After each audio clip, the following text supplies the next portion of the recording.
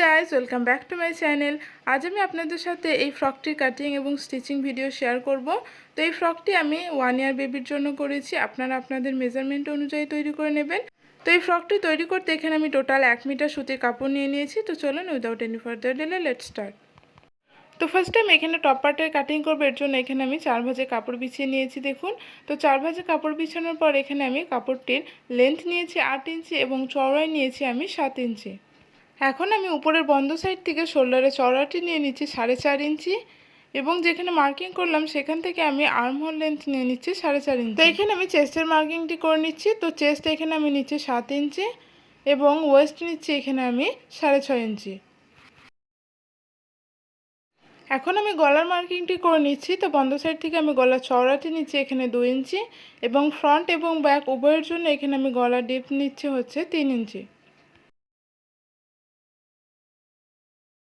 তো এখানে আমার মার্কিং হয়ে গেছে। এখন আমি টপ পার্টটি কাটিং করে নেব। তো এখানে আমি টপ পার্টটি কাটিং করে নিলাম। এখন গলায় এভাবে একটি শেপ দিয়ে আমি টপ পার্টটির কাটিং করে নিচ্ছি। এখন আমি এখানে বটম পার্টের জন্য 2 ভাঁজে কাপড় বিছিয়ে নিয়েছি। তো 2 ভাঁজে কাপড় বিছানোর পর এখানে কাপড়টির লেন্থ নিয়েছি আমি 11 ইঞ্চি এবং চওড়ায় নিয়েছি 25 ইঞ্চি। এখন ফ্রিল রেডি করার জন্য এখানে আমি একটি স্ট্রিপ নিয়ে নিলাম। তো স্ট্রিপটির চওড়া রেখেছি এখানে আমি 45 ইঞ্চি এবং লম্বায় নিয়েছি আমি 4.5 ইঞ্চি। এখন আমি শোল্ডারের জন্য একটি স্ট্রিপ নিয়ে নিয়েছি। এই স্ট্রিপটির চওড়া নিয়েছি আমি 2 ইঞ্চি এবং লম্বায় নিয়েছি 8 ইঞ্চি।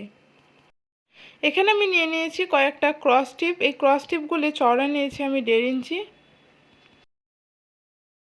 এখন আমি টপ পার্টটি নিয়ে নিয়েছি। এখন আমি টপ পার্টে শোল্ডার অ্যাটাচ করে নেব। এর জন্য এখানে আমি দুটো সাইড উল্টো করে এভাবে 1/2 ইঞ্চি পরিমাণ মার্জিন নিয়ে উপর থেকে শোল্ডার অ্যাটাচ করে নেব। তো এখানে আমি শোল্ডার অ্যাটাচ করে নিয়েছি। এখন আমি আর্ম হোলে স্ট্রিপ অ্যাটাচ করবো। এর জন্য এখানে আমি ক্রস স্ট্রিপ নিয়ে নিয়েছি। এখন এই ক্রস স্ট্রিপটি আমি টপ পার্টের সোজা সাইডে এভাবে উল্টো করে রেখে স্টিচিং করে নেব। দেন ব্যাক সাইডে টার্ন করে এভাবে ডবল ফোল্ড করে স্টিচিং করে নেব। এখন আমি ফ্রিল রেডি করে নেব। এর জন্য এখানে আমি ফ্রিলের স্ট্রিপটিকে নিচে থেকে ডবল ফোল্ড করে স্টিচিং করে নিয়েছি এবং উপরে মেশিনের সবথেকে যে বড় সেলাইটি হয় সেটি দিয়ে নিয়েছি।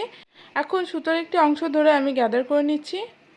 তো এখানে আমি ফ্রিল রেডি করে নিয়েছি। এখন আমি টপ পার্টের সোজা সাইডে ফ্রিলটিকে সোজাভাবে রেখে উপর থেকে আমি 1/2 ইঞ্চি পরিমাণ মার্জিন নিয়ে স্টিচিং করে নেব। তো এখানে আমি ফ্রিলটি স্টিচিং করে নিয়েছি এবং আর্ম হোলে ক্রস স্ট্রিপ অ্যাটাচ করে নিয়েছি। এখন আমি গলায় স্ট্রিপ অ্যাটাচ করব। এর জন্য এখানে আমি ক্রস স্ট্রিপ নিয়ে নিয়েছি। এখন এই ক্রস স্ট্রিপটিকে আমি টপ পার্টের ব্যাক সাইডে এভাবে রেখে স্টিচিং করে নেব। তো দেখুন আমি স্ট্রিপটি অ্যাটাচ করে নিয়েছি। এখন আমি ছোট ছোট কাট বসিয়ে দিচ্ছি। তো ছোট ছোট কাট বসানো হয়ে গেছে এখানে আমার। এখন আমি এই স্ট্রিপটিকে আমি ফ্রন্ট সাইডে টার্ন করে এভাবে ডবল ফোল্ড করে স্টিচিং করে নেব। তো দেখুন এই স্ট্রিপটিকে আমি ডবল ফোল্ড করে স্টিচিং করে নিয়েছি।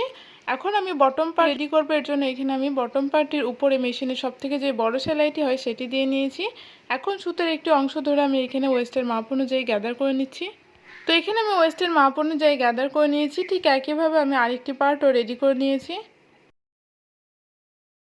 এখন এই বটম পার্টগুলি আমি টপ পার্টের সঙ্গে অ্যাটাচ করবো। এর জন্য এখানে আমি টপ পার্টটি সোজা সাইডে বিছিয়ে নিলাম। এখন এর উপরে আমি বটম পার্টটিকে উল্টো করে রেখে টপ পার্টের সঙ্গে বটম পার্টটিকে অ্যাটাচ করে নেব। তো এখানে আমি বটম পার্টগুলি অ্যাটাচ করে নিলাম। এখন আমি শোল্ডারে স্ট্রিপ অ্যাটাচ করবো। এর জন্য এখানে আমি একটি স্ট্রিপ নিয়ে নিয়েছি। এই স্ট্রিপটির চওড়া নিয়েছি আমি 2 ইঞ্চি এবং লম্বা নিয়েছি 8 ইঞ্চি। এখন এই স্ট্রিপটিকে আমি ব্যাক সাইডে এভাবে ডবল ফোল্ড করে স্টিচিং করে নিয়েছি। দেন ফ্রন্ট সাইডে এখন আমি টার্ন করে নেব। তো এখানে আমি স্ট্রিপটি রেডি করে নিয়েছি। এখন এই স্ট্রিপটি আমি শোল্ডার থেকে 4.5 ইঞ্চি দূরত্বে এভাবে অ্যাটাচ করে নিচ্ছি।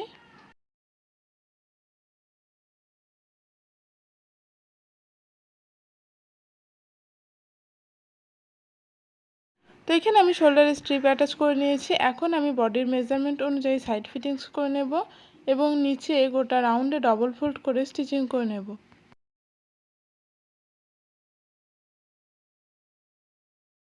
তো এখানে আমি সাইড ফিটিংস করে নিয়েছি এবং নিচে গোটা রাউন্ডে ডবল ফোল্ড করে স্টিচিং করে নিয়েছি।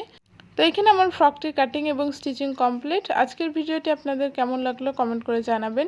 ভিডিওটি যদি ভালো লেগে থাকে ভিডিওটিকে লাইক এবং চ্যানেলটিকে সাবস্ক্রাইব করে পাশে থাকবেন। দেখা হচ্ছে নেক্সট ভিডিওতে। টাটা।